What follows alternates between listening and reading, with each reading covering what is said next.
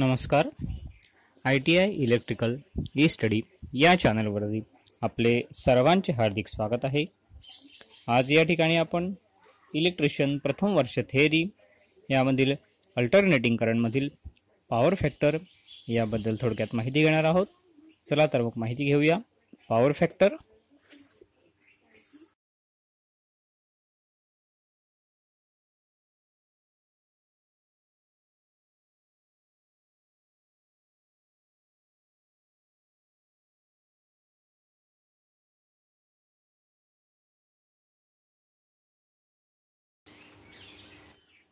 AC सर्किटमध्ये power फॅक्टरला अनन्यसाधारण असं महत्त्व आहे.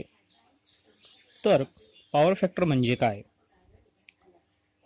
तर AC सर्किटमध्ये ज्या दोन राशी असतात, व्होल्टेज आणि करंट, AC सर्किटमध्ये असलेल्या व्होल्टेज आणि करंट यांच्यामध्ये जो कोन असतो, त्या कोनाच्या कोसाइन किमतीला आपण पॉवर फॅक्टर असं म्हणत असतो. AC सर्किटमधील व्होल्टेज आणि करंट यांच्यामधील जो कोन आहे, त्या कोनाच्या कोसाइन किमतीला आपण पॉवर फॅक्टर असं म्हणतो. तसंच खरी पॉवर आणि खोटी पॉवर म्हणजेच ट्रू पॉवर आणि ॲपरंट पॉवर यांच्या गुणोत्तराला देखील पॉवर फॅक्टर असं म्हणतो. किंवा जो AC सर्किट आहे, त्या सर्किटमधील प्युअर रेझिस्टन्स आणि इम्पिडन्स यांच्या गुणोत्तराला देखील आपण पॉवर फॅक्टर असं म्हणतो. हा जो पॉवर फॅक्टर आहे, हा पॉवर फॅक्टर कॉस थिटा ने दर्शवला जातो. कोणत्याही सर्किटमध्ये असलेला व्होल्टेज आणि करंट यामधलं जे कोनात्मक अंतर आहे ते कमीत कमी 0 अंश असतं आणि जास्तीत जास्त 90 अंश असतं. त्यामुळे कॉस 0 ची किंमत आहे ती 1 आहे, कॉस 90 ची किंमत 0 आहे.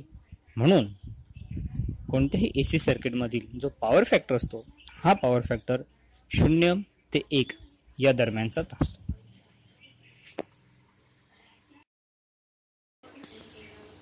आता आपण बघूया की जो पॉवर फॅक्टर आहे, त्या पॉवर फॅक्टरचे प्रकार कोणकोणते असतो. सर्किटमध्ये वेगवेगळ्या लोडसाठी पॉवर फॅक्टर हा वेगवेगळा असतो. पॉवर फॅक्टरचे खालीलप्रमाणे प्रकार पडतात. पॉवर फॅक्टरचे एकूण 3 प्रकार पडतात. पहिला आहे unity power factor, power factor, दुसरा आहे लीडिंग पॉवर फॅक्टर आणि तिसरा आहे लॅगिंग पॉवर फॅक्टर. जो युनिटी पॉवर फॅक्टर आहे त्याची माहिती आपण बघूया की ज्या AC सर्किटमध्ये व्होल्टेज आणि करंट यांच्यामधील जे कोनात्मक अंतर आहे, ते कोनात्मक अंतर जर 0 असेल, म्हणजे व्होल्टेज आणि करंट जर इन फेज असतील, तर त्या ठिकाणी शुद्ध रेझिस्टिव्ह लोडचा पॉवर फॅक्टर हा 1 असतो. या ठिकाणी लोडची खरी पॉवर आणि खोटी पॉवर ही सारखीच असते. इनकॅन्डिसेंट लॅम्प आहे, इलेक्ट्रिकल शेगडी आहे, इस्त्री आहे, म्हणजे जे उष्णता देणारे जे लोड आहेत, त्या उष्णता देणाऱ्या लोडचा पॉवर फॅक्टर हा युनिटी म्हणजेच 1 असतो. आता आपण बघूया दुसरा प्रकार, leading power factor. Leading power factor म्हणजे काय? तर ज्या AC सर्किटमध्ये करंट हा व्होल्टेजच्या पुढे असतो, ज्या AC सर्किटमध्ये करंट हा व्होल्टेजच्या पुढे असतो, म्हणजे करंट आणि व्होल्टेज हे दोघं आउट ऑफ फेज असतात. Capacitor, over excited synchronous motor हा जो पॉवर फॅक्टर आहे हा लीडिंग असतो. या ठिकाणी जी खरी पॉवर आहे ती खोट्या पॉवरपेक्षा कमी असते.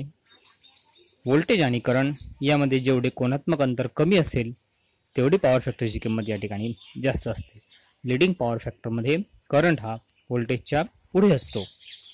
आता आपण बघूया लॅगिंग पॉवर फॅक्टर. तर ज्या AC सर्किटमध्ये करंट हा व्होल्टेजच्या मागे असतो, त्याला आपण लॅगिंग पॉवर फॅक्टर म्हणतो. म्हणजे या ठिकाणी करंट आणि व्होल्टेज हे देखील आउट ऑफ फेज असतात.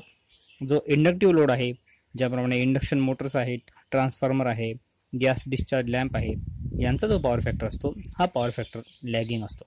या ठिकाणी जी खरी पॉवर आहे, ती खरी पॉवर खोट्या पॉवरपेक्षा कमी असते. व्होल्टेज आणि करंट यामध्ये जेवढा फेज डिफरन्स कमी अंशाचा असेल, तेवढी पॉवर फॅक्टरची किंमत या ठिकाणी जास्त असते.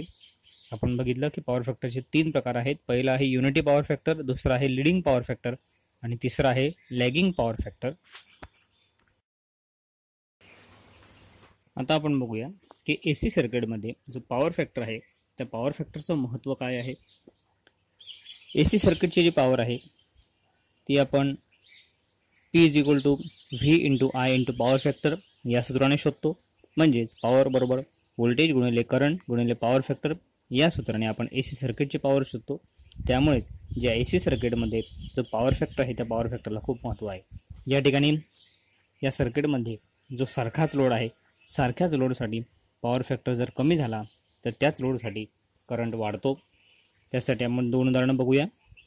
समजा आपल्याकडे 2000 वॅट लोड आहे आणि 2000 वॅट लोडला आपण 250 व्होल्टचा सप्लाय दिलेला आहे.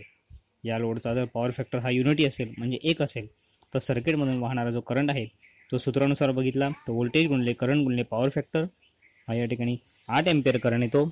आणि त्याच लोडसाठी म्हणजे 2000 वॅटच्या लोडसाठी जर आपण त्या ठिकाणी लोडचा पॉवर फॅक्टर हा 0.8 असेल तर व्होल्टेज गुणिले करंट गुणिले पॉवर फॅक्टर या सूत्रानुसार या ठिकाणी सारख्याच लोडसाठी करंट हा 10 एम्पियर घेतो.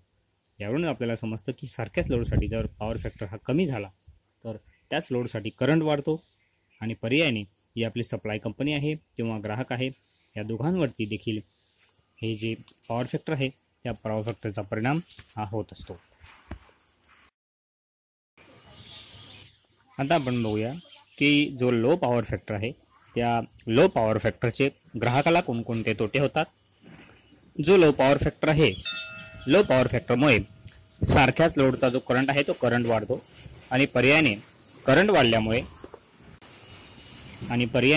वाढल्यामुळे जी वायरिंग इन्स्टॉलेशन आहे त्या वायरिंग इन्स्टॉलेशनमध्ये ज्या वापरलेल्या वायर्स आहेत, स्विचेस आहेत, फ्यूज आहे, सॉकेट आहे, होल्डर आहे, इत्यादी जे आपण ॲक्सेसरीज वापरल्या आहेत त्या करंट वाढल्यामुळे जास्त क्षमतेच्या आपल्याला वापराव्या लागतात. आणि जास्त क्षमतेच्या वापराव्या लागल्यामुळे याचा जो खर्च आहे तो खर्च ग्राहकाला करावा लागतो. त्याचबरोबर पॉवर फॅक्टर जर कमी झाला तर पॉवर फॅक्टर कमी झाल्याने सारख्याच लोडसाठी इन्स्टॉलेशनचा देखील करंट वाढतो. आणि त्यामुळे एनर्जी मीटर हे वेगाने फिरून प्रत्यक्षात मात्र वीज कमी वापरून आपल्याला जादा वीज बिल हे पेड करावे लागते.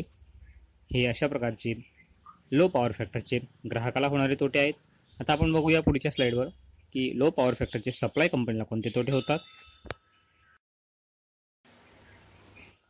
जर पॉवर फॅक्टर लो असेल तर सप्लाय कंपनीला कोणते तोटे होतात ते आपण आता बघूया. जी वीज कंपनी आहे ती वीज कंपनी अनेक ग्राहकांना वीज पुरवठा करीत असते.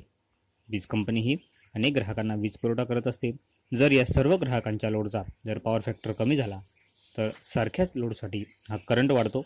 आणि या करंटमुळे संपूर्ण जे ट्रान्समिशन लाईन आहे त्या पूर्ण ट्रान्समिशन लाईनचा देखील करंट वाढतो. आणि जर हा वाढलेला करंट सहन करण्याची त्या लाईनची क्षमता जर नसेल तर त्या ठिकाणी आपल्याला जास्त क्षमतेची लाईन टाकावी लागते. पर्यायाने लाईनचा आकार वाढतो. 2 पोलमधलं अंतर देखील कमी करावं लागतं. त्यामुळे पोलची संख्या वाढते. पोलबरोबर त्याचे जे इतर ॲक्सेसरीज आहेत त्या इतर ॲक्सेसरीज देखील वाढतात. पोल उभे करण्यासाठी खर्च वाढतो. एकंदरीत काय तर ट्रान्समिशन आणि डिस्ट्रीब्युशन याचा जो खर्च असतो तो खर्च देखील वाढतो. आणि हा खर्च जी सप्लाय कंपनी आहे ती सप्लाय कंपनीला सोसावा लागतो. म्हणून ही जी लो पॉवर फॅक्टर आहे त्या लो पॉवर फॅक्टरचा सप्लाय कंपनीला तोटा होतो. त्याचबरोबर पॉवर फॅक्टर जर कमी झाला तर त्या ठिकाणी I²R यानुसार पॉवर लॉस देखील वाढतो. आणि जर पॉवर लॉस वाढला तर जी लाईन आहे त्या लाईनमध्ये व्होल्टेज ड्रॉप देखील वाढतो. आणि व्होल्टेज ड्रॉप वाढल्यामुळे जे टर्मिनल व्होल्टेज आहे त्या टर्मिनल व्होल्टेजमध्ये जे टर्मिनल व्होल्टेज आहे त्या टर्मिनल व्होल्टेज आपल्याला कमी मिळतं. याचा जो परिणाम आहे तो म्हणजे जनरेटिंग स्टेशनमधले जे जनरेटर आहेत त्याच्या व्होल्टेज रेग्युलेशनवर होतो. आणि जे रेग्युलेशन आहे ते सारखं आपल्याला जुळवून घ्यावं लागतं. अशा प्रकारचे लो पॉवर फॅक्टरचे जे तोटे आहेत ते सप्लाय कंपनीला होतात. आता आपण बघूया की जो उच्च पॉवर फॅक्टर असतो त्या उच्च पॉवर फॅक्टरचे फायदे कोणकोणते आहेत. पॉवर फॅक्टर उच्च असताना करंटचं प्रमाण हे कमी होतं. आणि करंटचं प्रमाण कमी झाल्यामुळे कंडक्टरचा आकार देखील कमी होतो. तसेच ज्या इतर ॲक्सेसरीज आहेत त्या इतर ॲक्सेसरीज देखील आपल्याला कमी क्षमतेच्या वापराव्या लागतात. म्हणजे पर्यायाने त्या ठिकाणी खर्च वाचतो. ट्रान्समिशन लाईन, डिस्ट्रीब्युशन लाईन यामधील जे व्होल्टेज ड्रॉप आहे ते व्होल्टेज ड्रॉपचं प्रमाण कमी झाल्यामुळे टर्मिनल व्होल्टेज देखील या ठिकाणी स्थिर राहतं. त्याचबरोबर व्होल्टेज रेग्युलेशन देखील चांगलं असतं आणि त्यामुळे ते नेहमी जुळवून घ्यावं लागत नाही. जे ट्रान्समिशन लाईन आहे आणि डिस्ट्रीब्युशन लाईन आहे त्या दोन्ही लाईनचा जो पॉवर लॉस असतो तो पॉवर लॉस देखील कमी होतो. त्याचबरोबर जे जनरेटिंग स्टेशन आहे त्या जनरेटिंग स्टेशनची कार्यक्षमता देखील चांगली राहते. ग्राहकाला वीज बिल कमी येतं आणि उच्च पॉवर फॅक्टरमुळे जी मोटर असते त्या मोटरचा देखील टॉर्क हा सुधारत असतो. हे असे उच्च पॉवर फॅक्टरचे फायदे आहेत. आता आपण पुढे बघूया की कमी पॉवर फॅक्टरची कारणं कोणकोणती आहेत. सर्किटमध्ये कमी पॉवर फॅक्टर असल्याची जी कारणं आहेत ते बघू आपण. Causes of low power factor. घरगुती वापरामध्ये किंवा औद्योगिक क्षेत्रामध्ये जे आपण इंडक्शन मोटर वापरतो त्या इंडक्शन मोटरचा जास्त वापर झाल्याने मोटरचा पॉवर फॅक्टर हा लॅगिंग असतो, त्यामुळे पॉवर फॅक्टर हा कमी होत असतो. घरगुती वापरामध्ये फ्लोरोसेंट ट्यूब आहे, मिक्सर आहे, फ्रीज आहे, वॉशिंग मशीन आहे, शिलाई मशीन आहे. याच्या ज्या मोटर्स आहेत त्या मोटर्सच्या वापरामुळे पॉवर फॅक्टर हा कमी होत असतो. आणि औद्योगिक क्षेत्रामध्ये sodium vapour lamp, mercury vapour lamp, fluorescent tube हे जे काही साधनं आहेत त्या साधनांच्या वापरामुळे जो पॉवर फॅक्टर असतो तो पॉवर फॅक्टर कमी होत असतो. मोटरवरील जो लोड आहे त्या लोडमध्ये जो काही बदल होतो त्या होणाऱ्या बदलांमुळे देखील पॉवर फॅक्टर हा कमी होत असतो.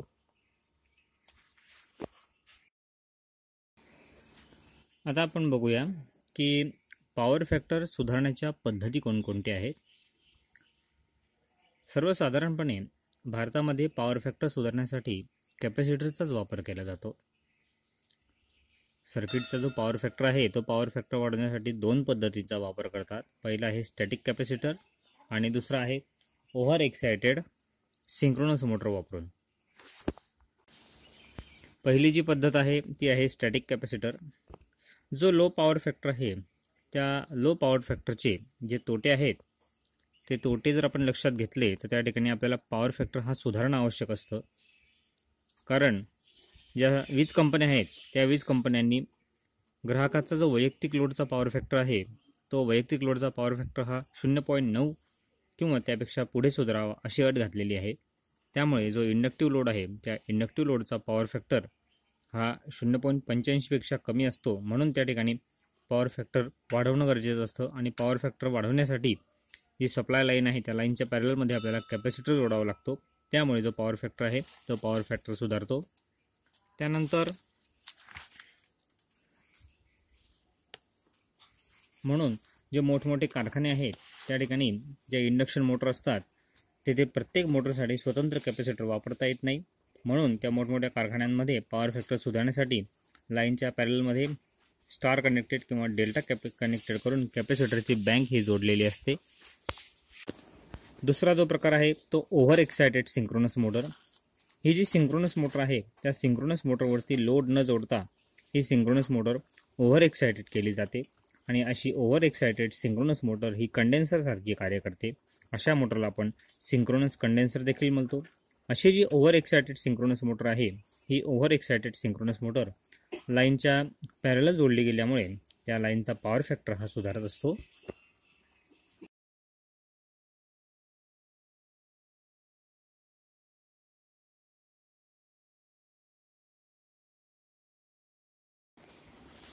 आज या ठिकाणी आपण AC सप्लायमधील जो पॉवर फॅक्टर आहे त्या पॉवर फॅक्टरचे प्रकार, सर्किटमधील पॉवर फॅक्टरचे महत्त्व, पॉवर फॅक्टरचे ग्राहकाला होणारे तोटे, सप्लाय कंपनीला होणारे तोटे, त्याचबरोबर उच्च आणि कमी पॉवर फॅक्टरचे फायदे, कारणं आणि पॉवर फॅक्टर सुधारण्याच्या पद्धती कोणकोणत्या त्याबद्दल माहिती घेतली. नमस्कार.